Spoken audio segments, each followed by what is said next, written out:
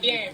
Yung nitric oxide, yan, wild noni concentrate, boasts production of nitric oxide, and then discovery awarded Nobel Prize Award in Medicine 1998. Kita humanap ka ng produkto na Nobel Prize Award.